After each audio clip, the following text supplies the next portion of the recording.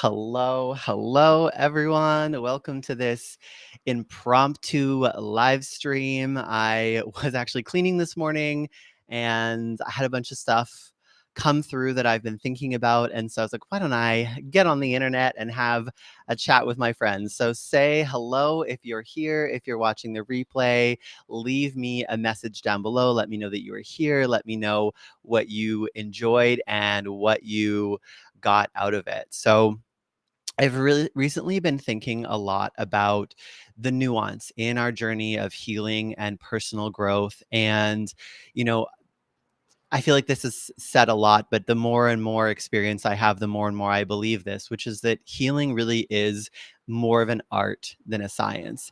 And something that came up recently in one of the spaces that I ran called the Breakthrough Experience was this real nuance around reframing. And so the Breakthrough Experience is a 6-month deep healing container that I run twice a year.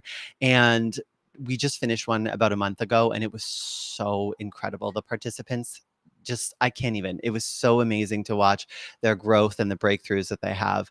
And there were a couple of therapists in there, which is always fun because one of the things that I find when therapists come into my world is they have a very cerebral and intellectualized understanding of healing. And when we work the way that I work, they get to really bring that into this more visceral, this more embodied thing and they feel the impacts in their life, although they may resist it at certain points in time. And I had this experience with one of the participants in particular where, she kept going back to her childhood. She kept going back to her childhood. She kept going back to her childhood and like, this is why, and this happened, and this is why, and this is why, and this happened. And it's interesting because I've recognized that, reframing, especially when we work at the level of mind, reframing is one of the most powerful tools that we have in dealing with stories. But there's also can be an invalidating experience to that as well. So, if all we ever say is, well, no, you just can't think about that anymore, right? That's some people's approach to that is like, no, you can't think about that anymore. You can't think about that anymore. You can't think negative thoughts. You've got to be all positive all the time. You can't think about any of the negative things. Well, then we're actually invalidating that experience because there's two things. There's a real experience that this person is having, an emotional lived experience in their life that's taking them back to this situation that's impacting them. And the I never got this before, I did all this training, is that the reason that therapy focuses so much on childhood is because childhood is when we get our subconscious programs. So when we're a child, we're born, we first have our nervous system, which is, making sure that our heart and our breathing and our digestion and everything. And then we're basically just a subconscious walking around on download. And it's why little kids are, so easily move in and out of imagination because they're literally in the frequency of that mind. And so just absorbing information, absorbing. So that's why childhood is so important. It's not about childhood itself, it's about that is where we were programmed. That's where a lot of our core operating system came from in childhood. So it's really valuable when we can look back and go, oh, this is why I am this way. And there's two reasons that this is valuable, because one of the things that we do a lot of the times in without this awareness is that we compound the negative with negative emotion. And so what I mean by that is, let's say you have a behavioral pattern that you don't like about yourself and you start recognizing this behavioral pattern. Well, a lot of the times what we do is we feel guilt and shame around that, right? So it's like, let's say I always use this example because this is what I dealt with, but let's say I'm reactive. Okay. And I start realizing that me being reactive is damaging relationships in my life. It's maybe damaging, career opportunities and success that I could have. And I internalize that. I go, well, I'm bad. I'm fundamentally broken. There's something wrong with me. So I suck, basically.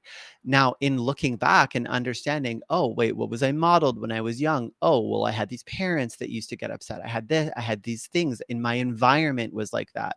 Then you start to realize, oh, okay, well, it wasn't just that I'm fundamentally this way. It's also, this is the model that I was given. And so there's tremendous value in being able to go back and understand that. And there comes a point where that is no longer valuable. We're going into the past and and just digging up and constantly going backwards is no longer valuable. And this is something that I really believe deeply in and address in the way that I work, is really understanding this nuance between, yes, I picked up this programming in my past, and there may be trauma in my body, there may be emotions, there may be energy, there may be blocks in my energy field that are from the past that are definitely important to address and important to release. And there's this thing of like, and I can't tell the story of the past forever, because if I keep telling the story of the past forever, then I can never move in to the future that I want to be in. And the reason that I want to talk to you about this today is that we, without realizing it, one of the things that we do is that we give away the power of our choice. We give away the power of our ability to choose and decide for ourselves because of the understanding. And so this understanding of why I am the way that I am can also very easily become a trap and become this thing of like, well, I am this way because of this. And now it's just like a death sentence. And that's not the case. Whatever you understand, you have the power to change. And And so I wanted to talk about this because we feel like sometimes we may have heard things about, like people are really concerned a lot of the time about toxic positivity or bypassing. And so there'll be this thing of like, well, we've really got to honor the sadness. We've really got to honor the suffering. We've really got to honor. And there's a truth to that. And there's also a truth of like, and we've got to move through it. And we've got to focus on where we're going. And we've got to focus on being the person. We sort of tell ourselves this lie that we're going to come to this place in our life that we're so healed that we just can't go to the dark places anymore, that we're so evolved that we can't mess it up. And once we're there, we imagine that other people are there and we're not there, and we imagine that once we're there, we'll be all powerful and we won't be able to mess it up, we won't experience these negative things anymore. But that's not the truth. I could make myself depressed. I could make myself very, very, very depressed. And I could do it in a relatively short amount of time. If I woke up every day and I focused on everything that I don't like about my life, I focused on everything I don't like about the space that I'm living in. If I got up and I looked at my body and I was like, I don't like how I'm aging. I don't like my face. I don't like my hair. And then, I was like, oh, I hate that I have to do this in my business. If I just focused on everything that I don't like, and then all day my self-talk was like, oh, you suck. Like, you made this thing wrong and that thing wrong. And like, these people had this opportunity and you didn't have it. If I did that all day, I would experience real depression in not a lot of time at all. And so it's not that I'm fundamentally healed and that it's so everything's so perfect and so easy for me. It's that I'm continually choosing to be diligent about my thoughts, to be diligent about my energy, to be diligent about where I place my attention. And this is what everybody that's gone through this journey is doing. We the illusion that we're not choosing and there comes a point in time where it's just automatic, it isn't true. And that's actually one of the most disempowering thoughts of all, because it makes you believe that you don't have the choice to move from where you are, but it's all a choice. You always have a decision. You always have a decision what you focus on. You always have a decision what you think about. You always have a decision where you're putting your energy and your attention and what direction that you're moving. Now, the question becomes, what's getting in the way of that, right? And so if it's like there's nothing getting in the way of that except for what I'm choosing in the morning, well, then that's one thing, and it's all up to me consciously. But we can have all of these programs like I was talking about earlier, these blocks, unresolved trauma in our nervous system, emotion that's stuck in the body, blocks in our energy. All of those are things that can make it harder for us to make good choices. It can be harder to make good choices. It can be harder to not have these emotional responses. It can be harder to, just focus on going in the direction that I want to go in. And there's all kind of different ways that we influence ourselves with this, from our environment to the way we speak, to the things that we surround ourselves by, to the relationships that we engage in. And so what I want you to realize is that it's, again, with this nuance, it's true that you might need healing. This is what healing is about. This is what so much of my work is about, particularly in somewhere like the breakthrough experience, which is a healing focused space. It's in looking at what are all the things that are getting in the way of that so I can clear them. What are the things in my energy field? What are the things that I've downloaded unconsciously and subconsciously that are stopping me from having an easeful relationship with choosing my thoughts and choosing where I place my attention, but not taking away in any way the fact that you still have to make the choice. You still have to be diligent and go, okay, I'm not going to focus on that anymore. Okay, I'm going to be intentional about where I place my energy, where I place my awareness, what I look at. We have so many choices. I break this down in my work all the time in terms of chakras because that really gives us an idea of all of these different places that our energy is flowing in terms of action and creativity and desire and identity. Sorry, my dog is choking. Are you fine? Are you fine? Okay, I think we think he's fine. Um, so I really want to give you back the power of this nuance and understanding, yes, there are all kinds of things that you can be carrying that are blocking this full and effortless expression of who you are. And you always have a choice. The choice never goes away. And the illusion that healed means that one day we'll come to a point in our lives where we no longer have to make a choice. We no longer have to make a choice about where we place our energy, where we place our attention, where we are being intentional about moving towards isn't true. And it's one of the most disempowering beliefs that you have because it's robbing you from making choices today. The belief that one day you will come to a place where you no longer have to choose is robbing you from making choices today. This is $1,000,000 lesson right now. So, if you're here with me live, say hello and let me know. Oh my goodness, Jasmine, I haven't seen you for so long. Hello, hello. Okay, so I feel like there's another thing that I want to talk about, but now I can't remember what it was. Um, this is my avoiding cleaning live stream. So making choices, robbing yourself of power, the nuance and healing. Oh yeah. So this is hello, Kathy Hargreaves. I don't know what it is about the times that I go live. I feel like it's always the perfect time for you to catch me. So nice to see you here. I was going to talk about this nuance in reframing. So people, you, we are always co-creating our experience by hello, Anita. We are always co-creating our experience by where we're placing our attention. Okay. And what I always think about everything in terms of energy, and we calibrate our energy to a frequency like a radio dial, and we experience whatever's on that frequency. Okay, so it's like if you imagine, if I were to edit the image of this video and I were to desaturate, I were to focus on the frequency of green, I was to desaturate everything except for green, then I would only see the green, and everywhere I went I would only see the green, right? And the same way, if I were to reverse it and I were to have all the colors be normal and I were to just desaturate green, then everywhere I would go, I would just see gray where there's green, right? If you've ever done that on a photo, wedding photographers love to do that. They have to make all the greens brown. And then it would be like everywhere I go, everything that was green would be gray or brown. And I would think there's no green anywhere. And it wouldn't be true. It would just be that I'd changed that. It would have changed that frequency. I'd change the energy around that so I couldn't see it. And this is what we're doing all the time. And in circles that are, how do I say this? They're really concerned about not, I find this is like tends to have these beliefs about being really concerned about not bypassing and not having toxic positivity. Will be like, well, we really have to honor the suffering, and you can't be too positive because that's bypassing and that's toxic positivity. There's a truth to that, in the sense of part of this healing is really honoring and experiencing the feelings that are within us and not dissociating.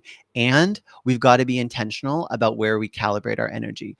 A lot of people that have these beliefs and are really concerned about toxic positivity and bypassing will calibrate to suffering.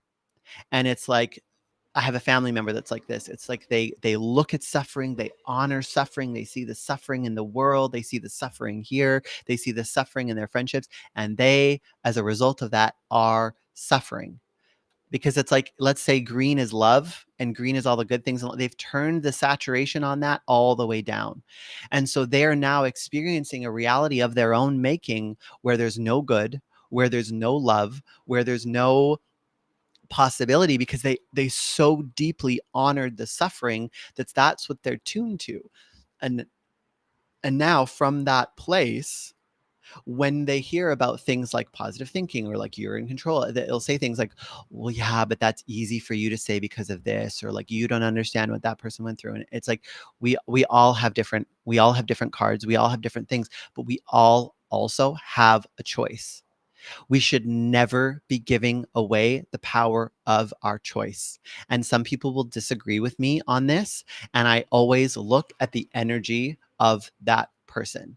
I always look at the life experience of that person. I was listening to Layla Hormozi yesterday talking about how she brainwashed herself to be wealthy. And, rule number one was like, don't take advice about money from people who are broke. It's like, don't take advice about having a good life from people who are miserable.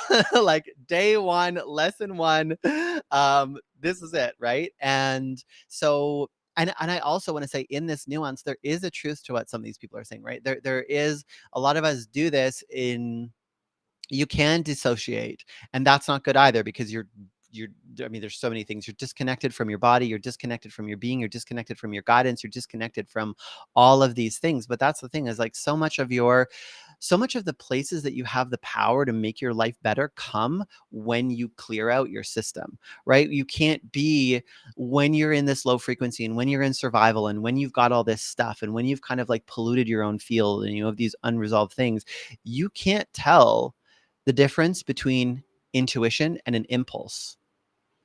So how are you going to let your intuition guide you?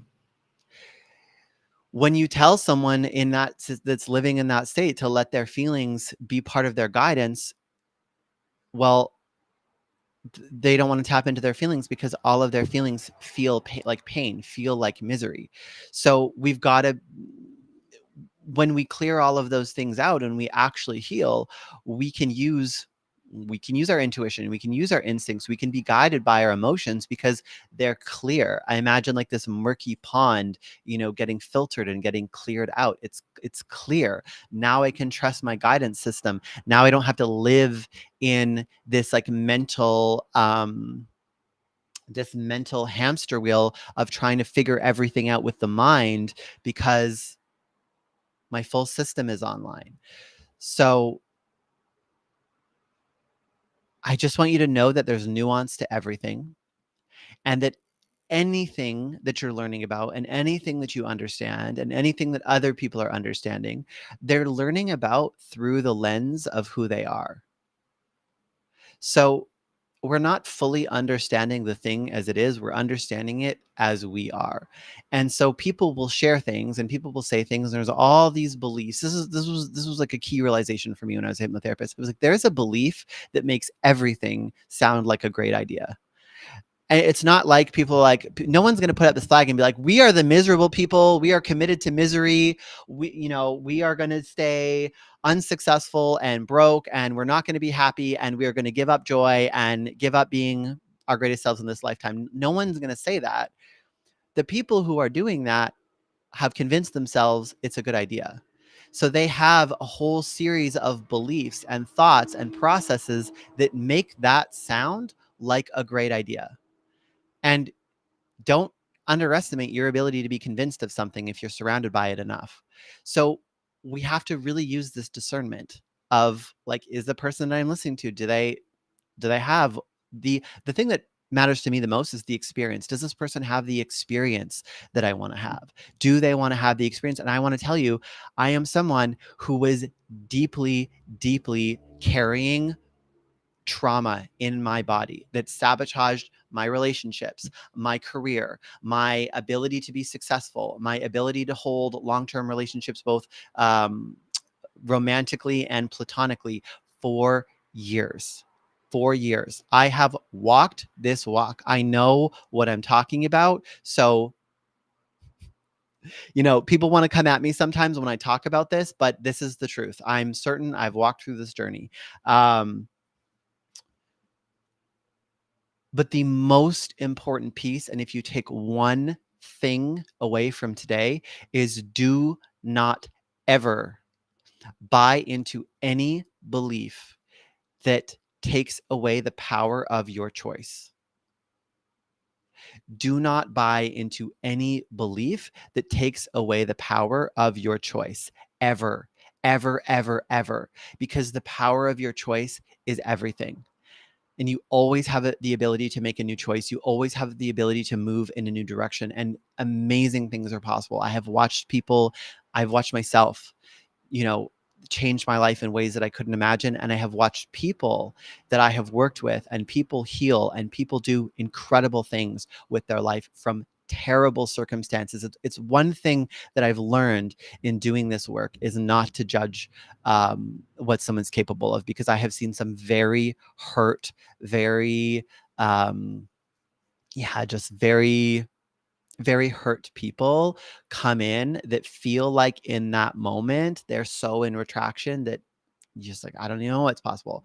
And I've seen people blossom, and it is incredible to watch happen, and it's possible. And any belief that doesn't support that is not a supportive belief for you to have. So if you're curious about some of this work that I'm talking about, I am actually going to be running another breakthrough experience, which is my deep healing container that's about healing and self-realization. It's going to be starting July 16th. I'm actually offering it to my clients, my existing clients first, because this is a really special experience, and it does tend to sell out. I only have 10 spots available. But if you're catching this live stream and you're seeing this video, then you are also invited. So you can send me a message if you're curious about that, and I can send you the link with some more details. But anyways, thank you for joining me today for this impromptu live stream. Let me know if you were here. Let me know your biggest takeaway.